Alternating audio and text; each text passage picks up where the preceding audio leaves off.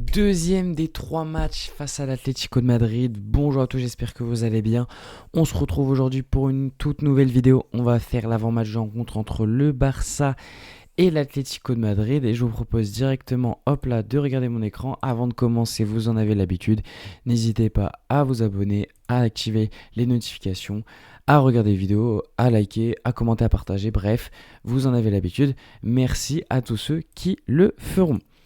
Hop là. Match demain, 21h. Match aller des quarts de finale de Ligue des Champions. Nous, on joue mercredi. Ce soir, on a du Real et du Arsenal. Donc voilà, des matchs qui sont globalement quand même assez sympathiques. Sauf pour le Bayern qui devrait, enfin pour l'Arsenal qui devrait s'imposer sans trop de problèmes. Sinon, ce serait une honte tout simplement pour eux. Alors, sur ce match, déjà, j'ai rien à dire. Je vais pas vous mentir sur l'Atlético. J'ai absolument rien à dire. Barrios est apparemment toujours blessé. Jiménez est aussi incertain, ça je l'ai vu aussi. Cardozo blessé, Oblak blessé et Rodrigo Mendoza blessé. Voilà, vous le savez de toute façon, sur les matchs comme ça, compliqué de dire quelque chose puisque l'Atlético de toute façon, on les a joués dans le dernier match et on les a joués très récemment aussi. Donc voilà, je vous propose du coup de faire les actualités, après on parlera du match. Alors, Casado et Ferran sont sur le radar de l'Atlético de Madrid et ça suit cette idée-là. Deco a désigné deux noms qu'il vendra cet été, Ferran Torres et Marc Casado. Je trouve que c'est une bonne idée, les deux sont plus que pas indispensables. Ferran Torres a fait une bonne première partie de saison, j'étais agréablement surpris pour le coup. Mais c'est compliqué ces derniers mois. Il a marqué un but peut-être depuis 2026. Marc Casado, il avait fait une bonne première partie de saison l'année dernière. Mais depuis, franchement, c'est très compliqué. Et on sait qu'il a une bonne valeur marchande et qu'en plus, il intéresse l'Arabie Saoudite. Donc c'est sûr que ça paraît quand même assez intéressant. Et pour moi, c'est deux noms qu'on peut vendre et on peut s'en sortir pour un bon 80 millions d'euros. Torres, je pense qu'on peut s'en sortir pour une bonne cinquantaine de millions d'euros. Et pour Marc Casado, je pense qu'on va plutôt graviter vers les 30 millions d'euros. Donc voilà, ça va faire quand même un bon billet, 80 millions d'euros. Ça te permettra de recruter quasiment Bastoni, et ça libère aussi du fair play financier, faut pas l'oublier. Donc c'est très intéressant et j'aime beaucoup sur ce coup-là les choix de Deco. Ensuite, les chiffres circulant en Espagne pour Alessandro Bastoni diffèrent de l'évaluation fixée par l'Inter Milan si le club devait vendre le défenseur venant de Di Marzio, qui est quand même un journaliste assez fiable en Italie et même dans le monde tout court en fait. C'est quelque chose qu'on avait remarqué parce qu'en Espagne on parle souvent de 55-60 millions d'euros alors qu'en Italie on est plus proche des 80-90. Je pense que voilà, le chiffre va s'accorder autour des 70 millions. Je pense que ce sera le bon compromis, on va dire entre guillemets.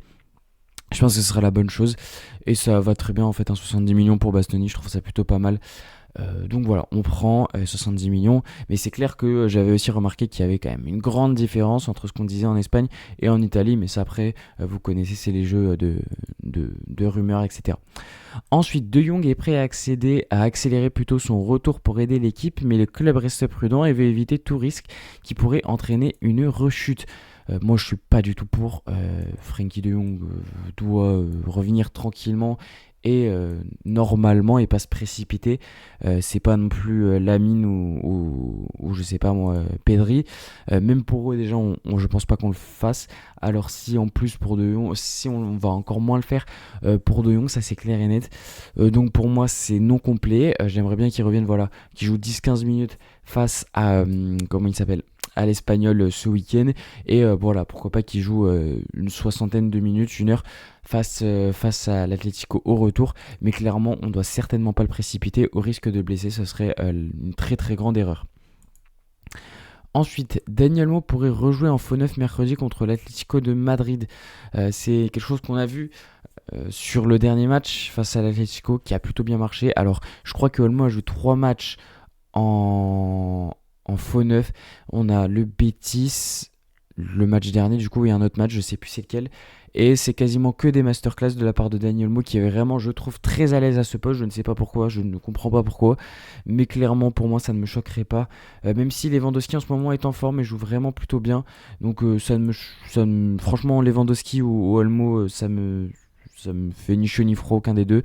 Ça, on le verra sur la composition idéale. J'en reparlerai à ce moment-là. Mais ouais, clairement, Dani Olmo en faux neuf, c'est pas du tout dérangeant et même très appréciable. Et enfin, la dernière info, les joueurs risquant de rater le match contre l'Atlético Madrid s'ils reçoivent un carton rouge au retour, et ça c'est important, Lamine Yamal, Fermin, Gérard Martin et Casado. Déjà, il y en a un, on n'en a rien à faire, c'est Casado, qu'il soit là ou pas, peu importe. Après, il y en a un qui est un peu plus dérangeant, c'est Gérard Martin, qui est en ce moment très bon, mais ça peut le faire parce que de toute façon, on peut mettre Eric Garcia en défenseur central, tu mets Koundé à droite et Bernal en 6, où il y a même d'autres choses à faire, Frenkie de Jong, etc. Donc là, c'est pour le coup, je trouve, un peu moins dérangeant. Un peu plus dérangeant, c'est Fermin, bien évidemment, parce que là, on parle d'un joueur qui est clairement titulaire et qui est très en forme en ce moment, qui propose du très très bon football. Je pense que s'il y en a un qui doit sauter, ce sera lui, parce que je le vois bien prendre très très cher. On connaît Fermin, son appétence pour prendre des jaunes, c'est pas une nouveauté, donc à voir. Et enfin le dernier, là ce serait le plus dérangeant, tout simplement, c'est Lamine Yamal. Lui, le problème c'est que en fait il faut encore 2 matchs pour que les cartons jaunes ne soient plus un problème. Est-ce que Lamine va pas être ciblé pour qu'il prenne ce carton jaune? Clairement, quand on connaît l'Atlético, on sait déjà que si, c'est une évidence. Nous, on peut faire la même chose, bien évidemment, et je pense que c'est ce qu'on va faire également. Mais Lamine ne doit pas rentrer dans le jeu du je m'énerve pour rien, etc. Et ça, est-ce qu'il en est capable? Je ne sais pas. Je ne sais pas, donc à voir. Mais voilà, il y a des joueurs qui sont plus importants que d'autres, on va dire. Sur ce match, clairement, il s'est passé exactement ce que je voulais, ce que tout le monde voulait, c'est-à-dire une victoire en Liga, surtout que ça a été une victoire un peu dans la polémique. On voyait les joueurs de l'Atlético très très énervés contre l'arbitre, à juste titre ou pas, ça c'est un autre problème. Pour moi, il y avait rouge. Après, les règles sont les règles, hein. C'est la même chose pour tout le monde. Si tu touches le ballon, c'est pas rouge, factuellement, c'est dans les règles. C'est une règle de merde, on est bien d'accord. Il aurait pu le blesser, il n'y a pas de souci. Mais bon, l'arbitre, pour le coup, a fait son job et a bien fait son job. Donc voilà. Après, il y a eu plein de choses, etc. C'est vrai que ça a été un match assez compliqué pour l'arbitre, mais pour le coup je pense qu'il a fait un bon match, moi, de mon côté au final. Mais bon, bref, sur ce match, du coup, forcément c'est le match le plus important, parce qu'après au retour tu te déplaces au Metropolitano, c'est pas du tout la même chose, c'est pas du tout le même projet de jeu. Moi je pense que c'est une équipe de l'Atlético qui va arriver en mode full bus, en mode on va clairement chercher le match retour et on essaye de prendre le moins de dégâts au match aller, et je pense que c'est tout simplement la pire erreur, parce que les blocs bas côté Barça, franchement on en a l'habitude, ça tient pas beaucoup. Si on revient sur les dernières confrontations où on a joué des blocs bas, on a eu qui a joué des blocs bas récemment face à nous? C'est vrai qu'on en a plus trop. On avait eu l'Atlético, tout simplement, chez nous à l'aller, il s'était pris 3, enfin en retour il s'était pris 3-0, donc belle idée de merde, encore une fois, on peut le voir. Mais globalement, les blocs bas face à nous, c'est vraiment pas quelque chose qui réussit. C'est vrai que dans les dernières années c'était le cas, mais plus maintenant. Ce qui nous fait plutôt peur, c'est plutôt ceux qui jouent en contre-attaque et qui vont très très vite dans le dos. Et si l'Atlético arrive pour jouer en mode Arambol, je pense que c'est quelque chose qui va nous régaler, tout simplement. Donc voilà. Également, je pense que c'est vraiment le match décisif, c'est-à-dire que je pense pas que ça se joue au match retour, mais plutôt au match aller. Moi, ce que je veux, forcément, c'est obligatoire, c'est une victoire. Pour être à l'abri, je dirais qu'il nous faut au moins une victoire de 2 buts, au moins minimum. Une victoire sera déjà bien évidemment, mais une victoire de 2 buts serait appréciable. Si vraiment on peut avoir une victoire de 3 buts, ce serait parfait. 3 buts, pour moi, on est qualifié, on a gagné très clairement. Après, à voir ce qu'on propose. Mais voilà. Comme d'habitude, ceux qui me font peur, Lookman, on le sait, dans le dos, il fait très très mal. Sur le dernier match, on l'a pas beaucoup vu, donc attention. C'est vrai que j'en ai pas parlé, blessé, on a Frenkie de Jong qui ne reviendra pas, pareil pour Rafinha et Christensen, et Bernal aussi est blessé, il était sorti blessé suite au match face à Atlético, pareil pour Araujo qui lui c'était juste une surcharge musculaire. Pour Bernal, je crois que c'est une tendinite de tête, je sais plus trop, il y a marqué cuisse, donc ça peut pas être une tendinite, bon bref, il a un truc chelou, je sais plus ce que c'est. Clairement c'est 10 jours, il devrait revenir pour le match retour, donc ça va, franchement ça va. ce qui va donner quand même un peu plus de casse-tête, on va pas se mentir, pour le milieu, mais ça on va y revenir. Et d'ailleurs, en parlant des cartons jaunes aussi et des absents, du côté de l'Atlético, ils ont quand même pas mal d'absents. Alors je me souviens, enfin pas mal de potentiels absents au match retour s'ils se prennent des jaunes. Pour être honnête, je sais plus qui c'est. Je crois qu'il y a Ruggieri qui est dans le lot, mais après j'en sais rien. J'ai plus trop d'idées. Mais clairement, il faudra les cibler parce qu'ils pourraient s'énerver très très très rapidement. Ensuite, sur ce match, ce que j'aimerais, c'est comme d'habitude une bonne entame de match. Je trouve ça très très important. Et je pense que ça peut jouer beaucoup là. Et une efficacité aussi, surtout face à un bloc bas, c'est important. Parce que si on arrive à mettre un but assez tôt à l'Atlético de Madrid, ça peut être intéressant.